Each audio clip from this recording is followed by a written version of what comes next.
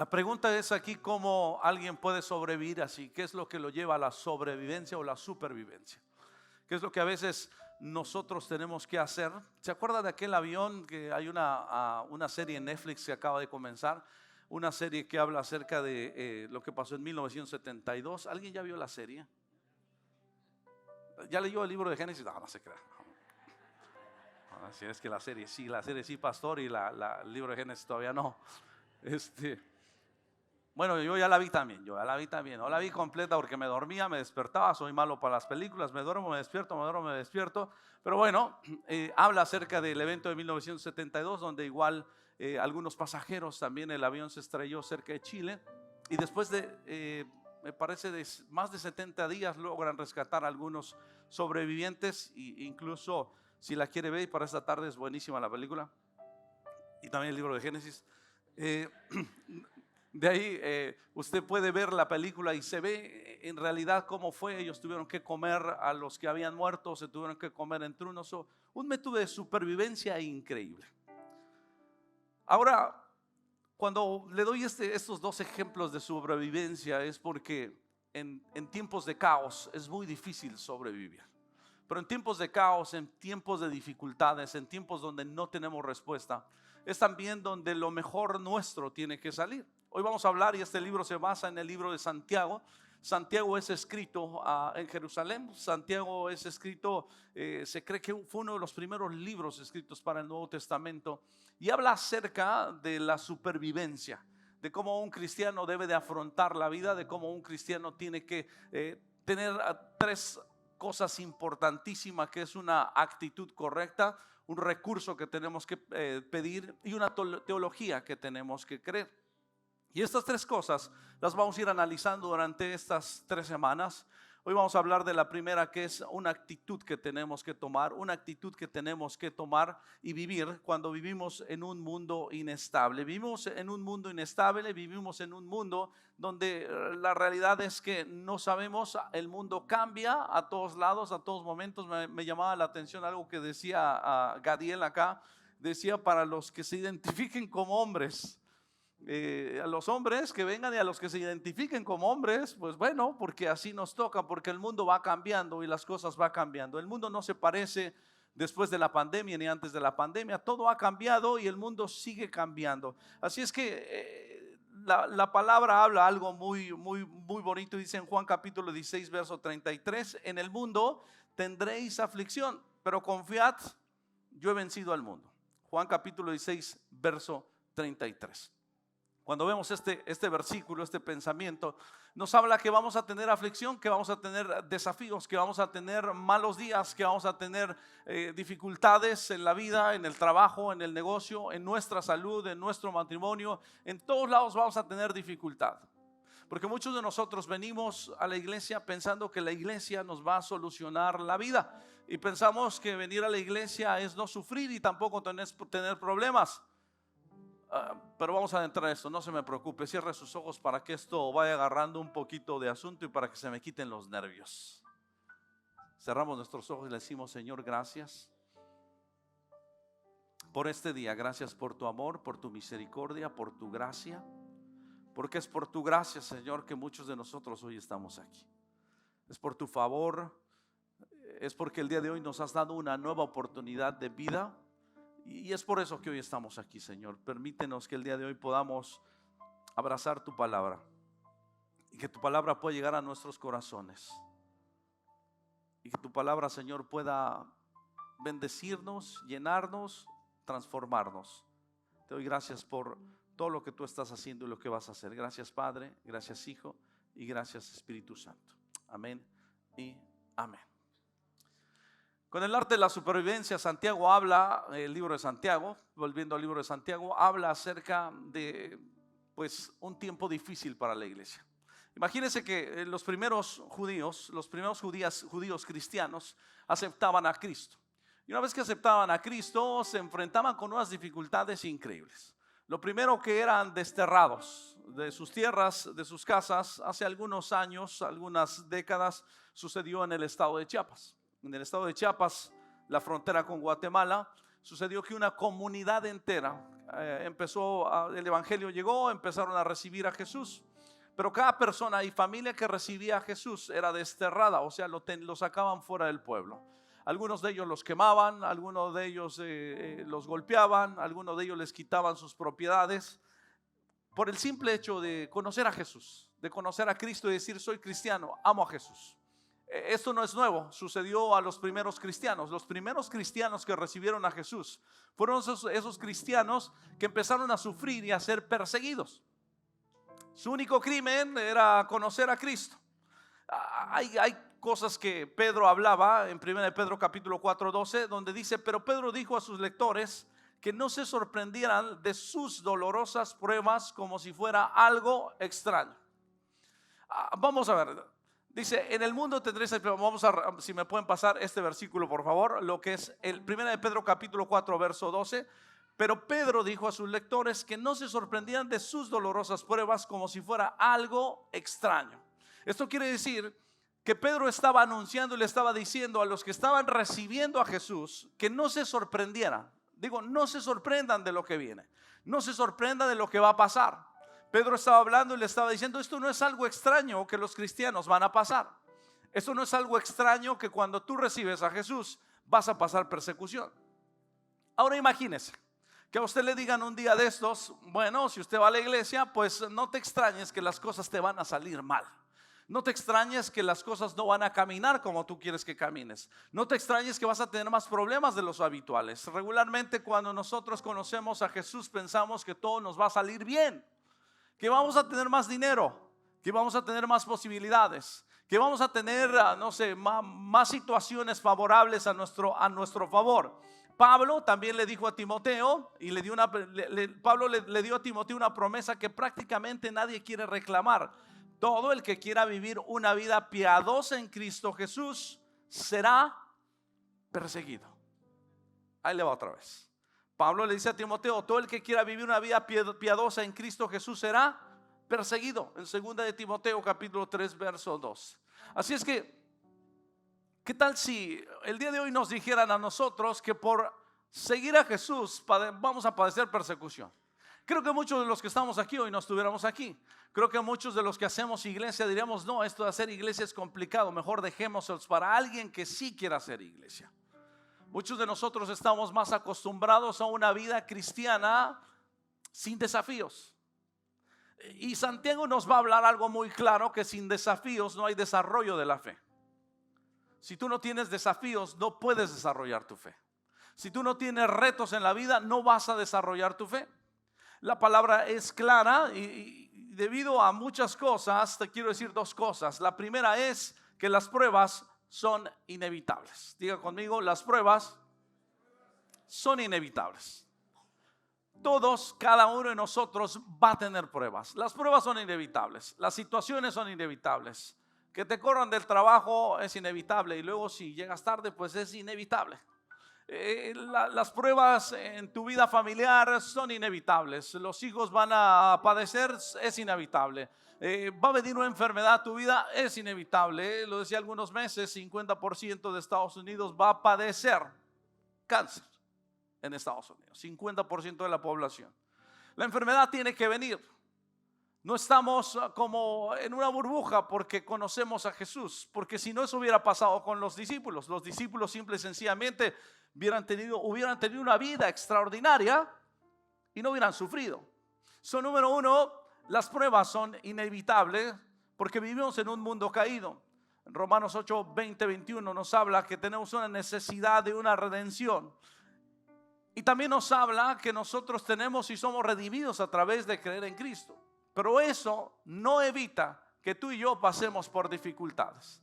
Es más, si hoy en día estás pasando por alguna dificultad, te tengo una buena noticia: Dios está trabajando algo más fuerte en tu vida.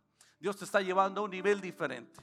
No hay cristiano que yo conozca que haya pasado en este planeta sin tener pruebas y sin tener dificultades. Tú y yo vamos a pasar por pruebas y dificultades. Porque lo número 2 dice: las pruebas nos hacen o nos rompen. Las pruebas nos hacen o nos rompen. Hay un pensamiento: esta palabra de pruebas o de crisis En chino mandarín, la palabra crisis es una combinación de la palabra tragedia y oportunidad. Hay personas que ven las crisis y las pueden ver como una tragedia, y hay otras personas que ven la crisis como una oportunidad. Tragedia, oportunidad. Pero sabemos que las tragedias, las crisis, los problemas son inevitables, pero también sabemos que las crisis o los problemas o te rompen o te hacen más fuerte. Solamente hay dos situaciones y dos caminos que tú puedes tomar cuando viene una prueba a tu vida. Uno, puedes hacer algo bueno de esa prueba o de esa crisis. Puede ser una oportunidad, la oportunidad que estabas esperando. Muchos de los que están acá han empezado negocios debido a la necesidad y a la prueba que se presentó. Debido a que no había más oportunidades, debido a que no había trabajo. Déjele cuento, cuando yo llegué a este país hace algunos años, yo, pues gracias a Dios, ahí en México me iba muy bien. Estudié en una universidad privada, mi papá me pagaba la universidad, me pagaba todo, pero cuando vine aquí a Estados Unidos me tocó trabajar en McDonald's, en Taco Bell. Sí, me tocó trabajar en una tienda que se llamaba Kmart, y en Kmart jalaba esos pallets, lo que le llaman los pallets. Me iba a las 10 de la noche a jalar todos esos pallets y acomodar, estaquear cajitas en su lugar.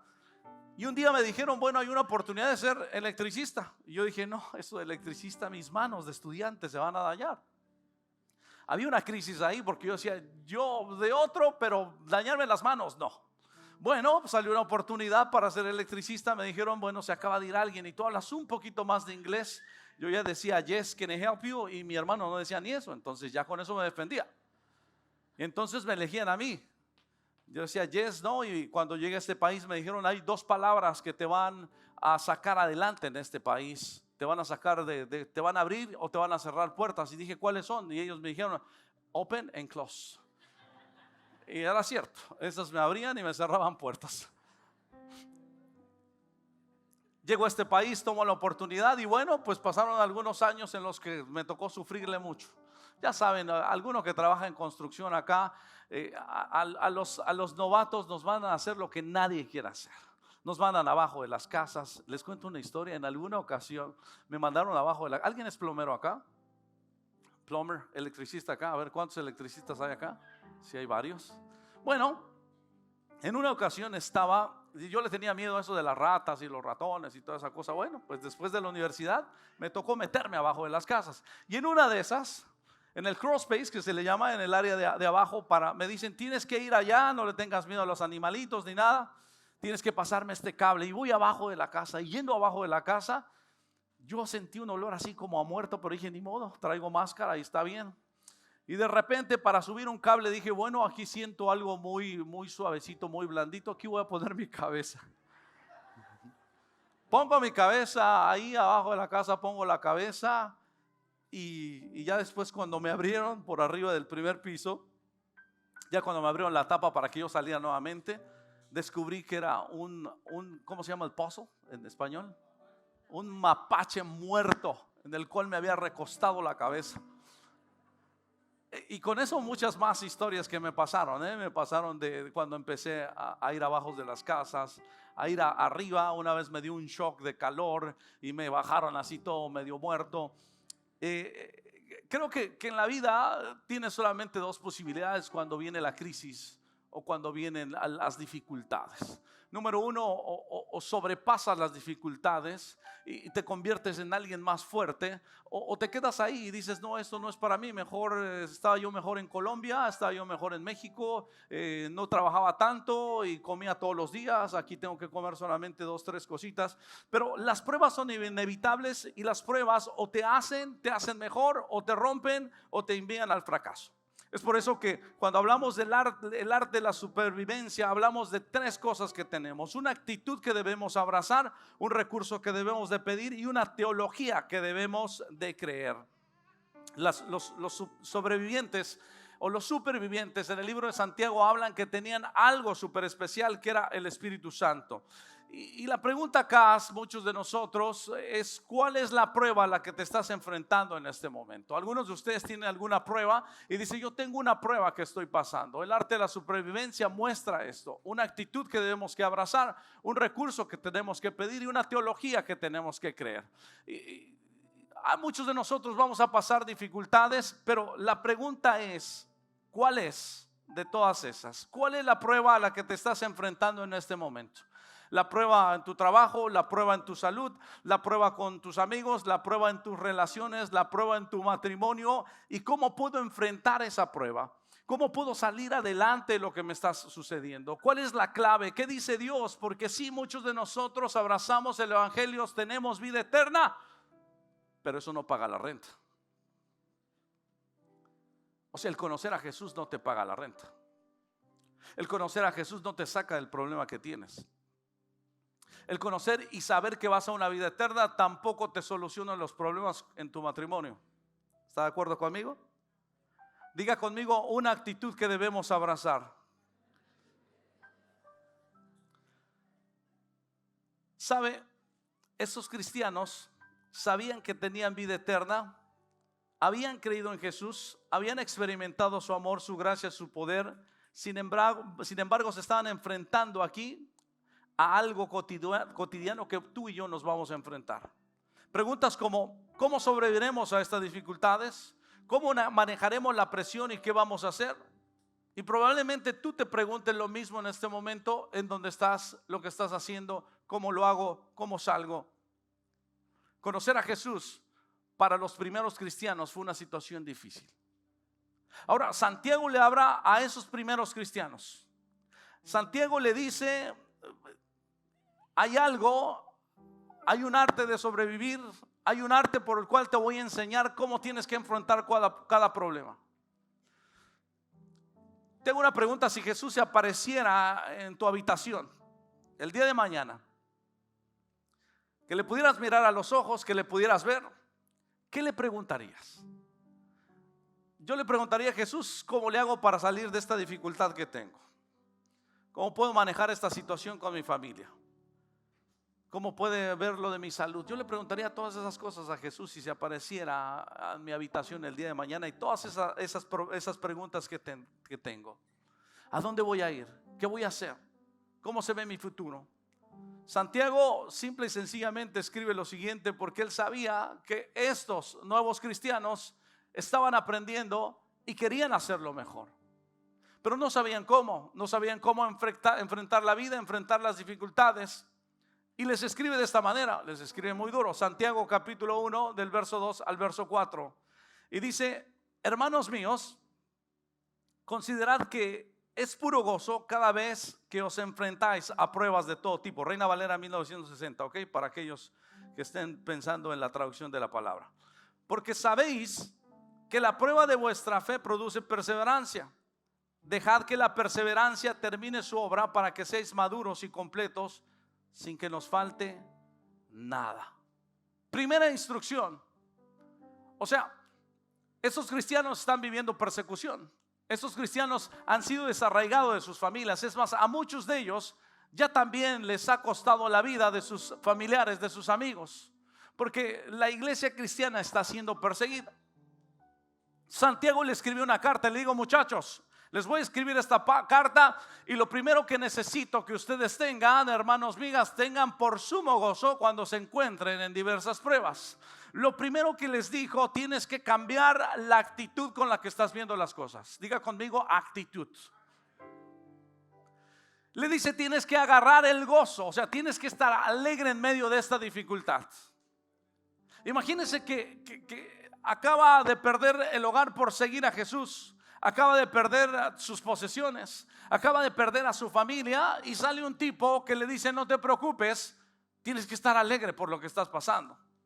Como que no hace sentido para nuestros días, como que no hace sentido para alguien que va a seguir a Jesús. Y si es primera vez que vienes a esta iglesia y dice: ¿en serio eso tengo que hacer? Sí, la actitud. Porque Santiago dice: tienes que cambiar tu actitud. Y en lugar de tener tristeza, en lugar de tener llanto, en lugar de tener queja, en lugar de tener ¿qué voy a hacer o qué voy a hacer el día de mañana?, Santiago le dice: tienes que cambiar la actitud que hoy traes. Mira a la persona que está a su lado y diga: tienes que cambiar la actitud que hoy tienes. Porque le dice: considera que es pura alegría. Y sabe que esto no es como un consejo, Santiago no lo está hablando como un consejo. Santiago no le está diciendo, oh, si quieren, escojan el gozo. Si quieren, pueden poner una cara diferente. No, dice, yo les suplico, les pido que escojan gozo en medio de la adversidad, en medio de la prueba, porque la perseverancia va a terminar su trabajo. Cuando tú enfrentas con una actitud correcta, cuando tú enfrentas cada situación que viene en la vida, hay cosas que puedes controlar y cosas que no puedes controlar. Santiago dice, desafortunadamente seguirán siendo perseguidos. Desafortunadamente su vida va a seguir en el mismo rumbo en el que va. Desafortunadamente nada espectacular pasará. Muchos de ustedes terminarán en las manos de aquellos que los persiguen, que aquellos que los quieren matar, que aquellos que les quieren quitar sus posiciones, porque están en un mundo caído. Pero no va a depender de los que vienen en contra de ustedes, sino de ustedes mismos. ¿Qué actitud tomas para cada situación que estás enfrentando en tu vida? Santiago dice, tienes que estar feliz, tienes que estar contento, tienes que agarrarla con gozo, porque es difícil agarrar esas actitudes con gozo. El problema que estás pasando ahora en tu familia, dices, ¿cómo puedo actuar con gozo? ¿Cómo? Es que después que me han robado, después que me han traicionado, después que me han fallado, después que me han dado un diagnóstico de enfermedad que no es tan bueno, ¿cómo tú me dices a mí que tengo que estar gozoso, alegre en este momento? A eso se le llama el arte de la supervivencia. Y esos cristianos no quebraron su fe. Y una de las primeras claves que no se quebró su fe fue porque entendieron el mensaje de Santiago que decía, cada cosa que venga a tu vida tienes que tomarla con la actitud correcta, con gozo, con alegría. No es una palabra donde dice si quieres hazlo, le está demandando y le está diciendo. Hay dos tipos de personas, las víctimas y los supervivientes tienen actitudes diferentes. El grito de una víctima es, ¿por qué? A mí me ha pasado muchas veces. ¿Por qué? ¿Por qué me pasó esto a mí? Les cuento lo de mi pierna izquierda cada que puedo, porque yo creo que si no tuviera mal la pierna izquierda, yo hubiera sido futbolista del Real Madrid. Pero bueno, me lesioné la pierna, entonces ya no pude ser futbolista del Real Madrid. Y cuando tuve esa lesión dije, Dios, ¿por qué? Si yo me veía ahí en el Real Madrid. Pero bueno, ya está. La víctima siempre se pregunta el por qué. ¿Por qué a mí me pasa todo? ¿Por qué a mí me dejó el marido? ¿Por qué a mí no me salen las cosas bien? ¿Por qué a mi primo está feo y trae su esposa es más bonita que la mía? No se crea. No, a mi prima no fue ni al colegio, es más, no se graduó. Yo me gradué en administración y ella ni siquiera, bueno, pasó por el colegio, pero pasó un par de veces nada más y ahora tiene una mejor posición que yo. La pregunta que nos hacemos, o las víctimas, es ¿por qué me pasan a mí las cosas? Lo importante no es no saber por qué nos pasan las cosas, porque el superviviente siempre se pregunta ¿para qué son las cosas? ¿Para qué son las cosas? ¿Para qué viene esta situación a mi vida? ¿Para qué trajiste esta persona a mi vida? ¿Por qué estoy pasando esta dificultad? ¿Y qué va a salir de todo esto? Hay tres preguntas que debemos hacernos para poder ser sobrevivientes y supervivientes, lo que Santiago dice acá. La primera es, ¿qué puedo controlar cuando mi mundo se está destruyendo? ¿Qué puedo controlar cuando viene la noticia mala? ¿Qué puedo controlar cuando las situaciones? Muchos de nosotros queremos controlar cosas que son incontrolables. Hay cosas que tú quieres controlar que son incontrolables. La enfermedad que vino a tu vida es incontrolable. No depende de ti, porque si dependiera de ti no estuvieras enfermo. Esa enfermedad no depende de ti, no la puedes controlar. No puedes dejar que la enfermedad te controle a ti.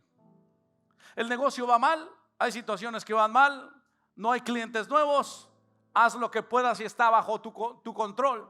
Pero si hay situaciones externas que no puedes controlar, no puedes controlar. Desafortunadamente muchos de nosotros enfocamos más nuestro tiempo y nuestra energía en cosas que no podemos controlar.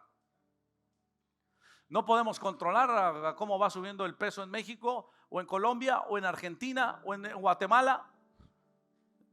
No podemos controlar situaciones cuando vienen dificultades a nuestra vida.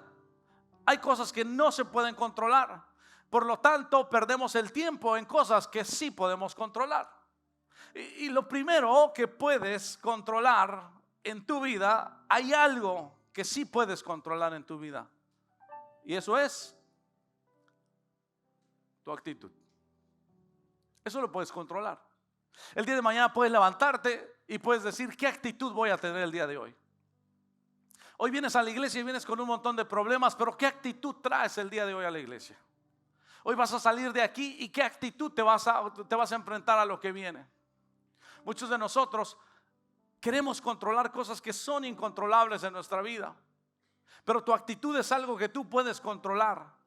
Santiago le dice a los primeros cristianos: la actitud que deben de tomar es una actitud de gozo, es una actitud de alegría.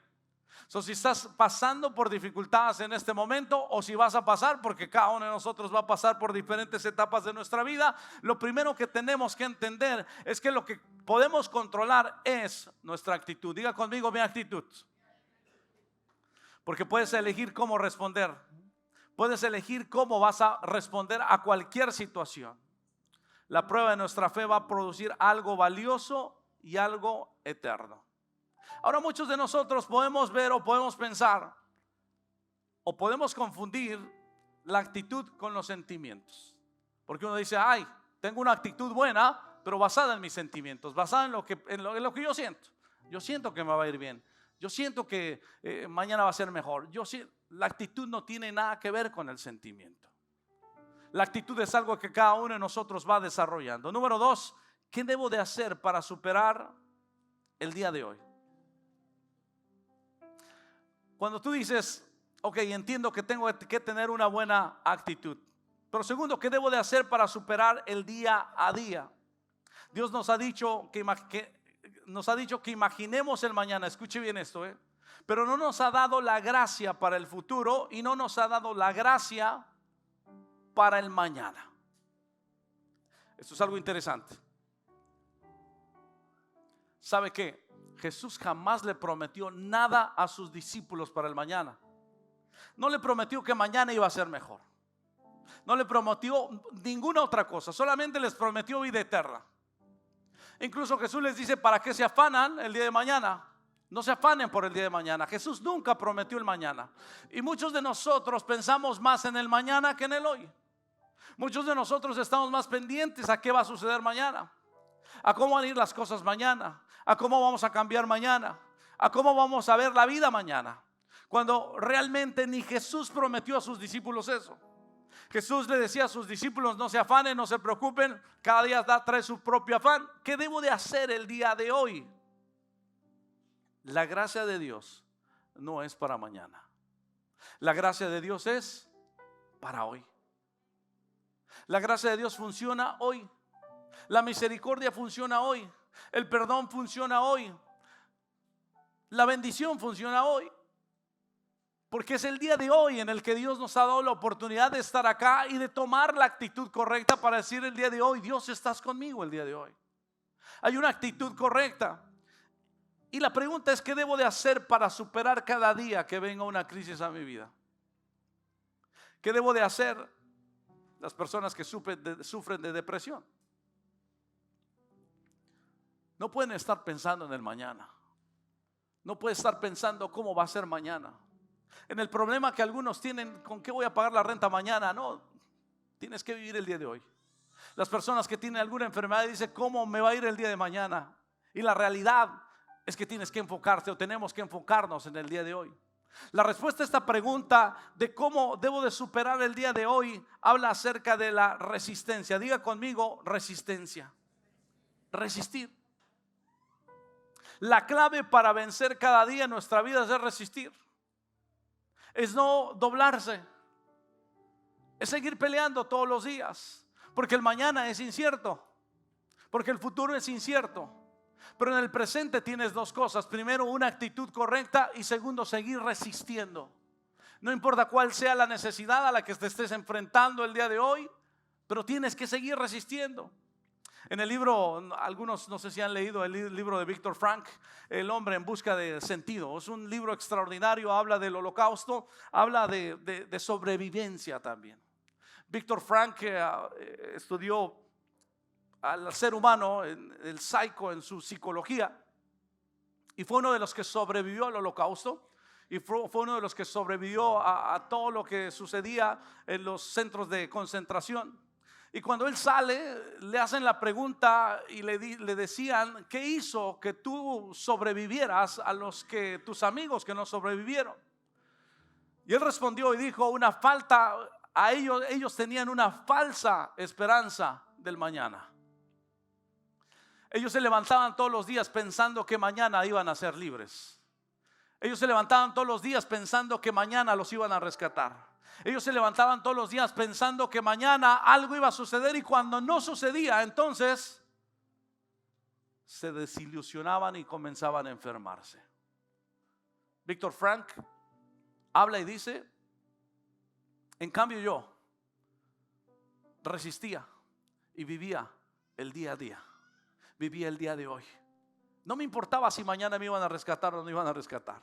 No me importaba si mañana alguien me iba a salvar. No me importaba si mañana iba a haber comida o no. No me importaba si mañana iban a llevar a otros tantos amigos a las cámaras de gases. No importaba, porque eso sucedería mañana.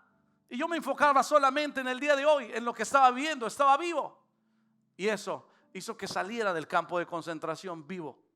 Muchos de nosotros nos enfocamos tanto en lo que va a suceder mañana que somos prisioneros de nuestro futuro. Somos prisioneros de lo que no viene todavía. Somos prisioneros de lo que no ha sucedido todavía.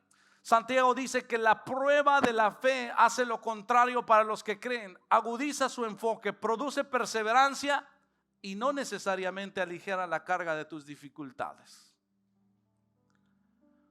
Si estás en un proceso complicado, Dios quiere estirar tu fe. Dice que esa prueba por la que vas a pasar, estás pasando o te vas a enfrentar a un futuro, esa prueba va a agudizar tu enfoque y va a producir perseverancia, resistencia para el día de hoy. Cuanto más lo hagamos, más fuertes seremos. Aquellos que van al gimnasio, aquellos que cuando están levantando pesas, al día siguiente están adoloridos del cuerpo, de los brazos, de las piernas, de donde hayan hecho el esfuerzo, el trabajo. Y esto quiere decir que la fibra se ha roto. Y la fibra causa dolor, pero en 2 días o en 3 días esa fibra se vuelve a reconstruir para hacerse fuerte y para hacer músculo. La fe produce lo mismo. Si tú quieres tener más fe, te tienes que enfrentar a dificultades. Si tú quieres más fe y quieres más de Dios, te vas a tener que enfrentar a situaciones complicadas en tu vida, en tu familia, en tu negocio, en tu trabajo. Se dice que los hombres más exitosos y los hombres que han tenido más dinero, millonarios, empresarios exitosos, han fracasado cantidad de veces para estar donde hoy están. En la fe sucede lo mismo.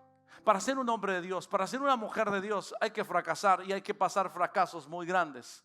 Hay que pasar por pruebas, hay que pasar por situaciones complicadas para que los músculos de la fe empiecen a romperse y empiecen a hacerse fuertes en ti. Dios a menudo lleva nuestra fe más allá de su capacidad normal, sabiendo que cuando se cura, se expande y se fortalece en el proceso. Tercera pregunta: ¿qué esperanza tengo para mañana? Se dice que la esperanza es el oxígeno del alma. La esperanza nos levanta de nuestras circunstancias y nos da la vista por encima de poder ver más allá. ¿Y de dónde sacamos la esperanza?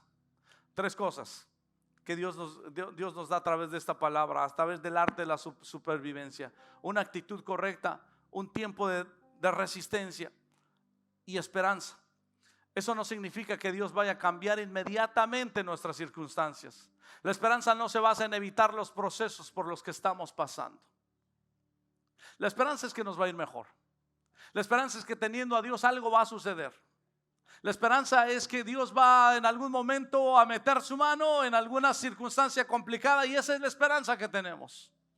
La esperanza es que Él nos va a traer gozo en medio de la dificultad. Santiago se los decía: tengan gozo en todo tiempo, porque el resultado de todo es que nada les va a faltar. Jesús le dijo: yo he vencido al mundo. Van a tener aflicciones, yo he vencido al mundo. Pero recuerden de tener la actitud correcta. Recuerden de resistir todos los días. Y recuerden de siempre contar con la esperanza. Y la esperanza es que hay un futuro mejor. Muchos de nosotros como cristianos nos gusta mucho decir los versos bonitos de la Biblia. Hay un verso y un pasaje increíble en la Biblia. Romanos, me parece que es, capítulo 8. Para los que creen, ¿quién me lo dice? Todas las cosas para los que creen son para bien. Dice: todas las cosas para los que creen son para bien. No sabemos ese versículo. Y uno dice: todo lo que me pase es para bien. Pero cuando viene una situación difícil nos olvidamos de ese pasaje y decimos: ese pasaje no trabaja en esta ocasión. Pablo decía: todas las cosas que vienen a los que aman, a los que siguen, a los que conocen, les ayuda para bien. Sea cual sea la dificultad, la circunstancia en la que pasemos, la esperanza es que nada nos va a faltar. La esperanza es que nada nos va a faltar. Santiago 1:12 también nos habla acerca de una perspectiva del dolor, y nos dice nuevamente que tenemos que tener la actitud correcta. Rápidamente, para ir terminando y cerrando esta primera parte de la actitud correcta, una perspectiva sobre el dolor. Uno dice: Dios utiliza la adversidad para hacernos madurar, porque nos vemos obligados a depender de Él a un nuevo nivel. Dios usa la adversidad para hacernos madurar, porque siempre te verás obligado a depender de Él a un nuevo nivel. Yo me imagino a Moisés, y a Moisés siempre admiro mucho el liderazgo de Moisés, porque creo que Moisés cada vez veía algo más grande que Dios iba a hacer.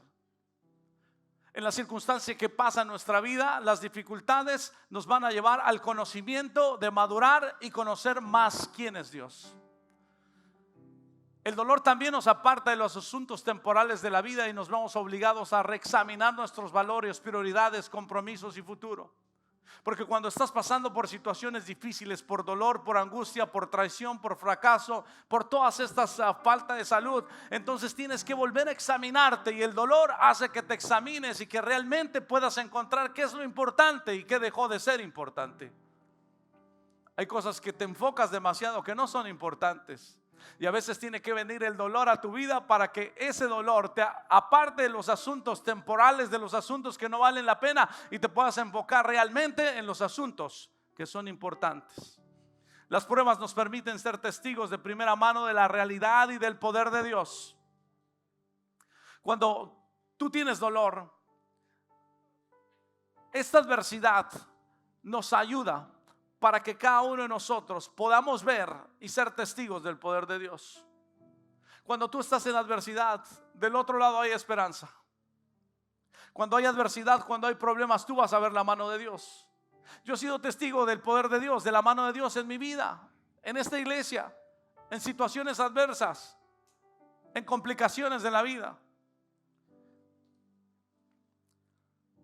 He visto a un par de amigos, colegas, líderes que han estado en la cárcel, que Dios los envió a la cárcel. Y cuando los envió a la cárcel, lo primero que encontraron fue esperanza. Cuando salen de la cárcel nos cuentan en un testimonio y nos dicen: es que cuando yo llegué a la cárcel había un ángel que me estaba esperando ahí. Había un hombre que no sabía quién era, pero me dijo: yo te voy a proteger, te voy a cuidar. No te preocupes. Alguien te ha enviado aquí, alguien estuvo antes que tú llegaras aquí diciéndome que tú ibas a estar acá. Esto es un testimonio real que si yo les contara a quienes ustedes no lo creen. Tú puedes ser testigo del poder de Dios cuando pasas dificultades y dolor, aún en las circunstancias más extremas que tu vida pueda tener. Esa prueba te va a permitir ver el poder de Dios en tu vida. Si no tienes pruebas, nunca vas a poder entender el poder de Dios en tu vida. Las pruebas sirven como un testimonio impresionante para el mundo incrédulo. Si tú tienes pruebas, esas pruebas van a servir para que el mundo que no conoce a Dios pueda conocer a Dios a través de lo que van a ver reflejado en ti. Para ver cómo saliste de esa necesidad, cómo saliste de esa angustia. Número 5 y último, se puede poner de pie. El dolor nos convierte en personas sensibles, atentas, compasivas y semejantes a Cristo.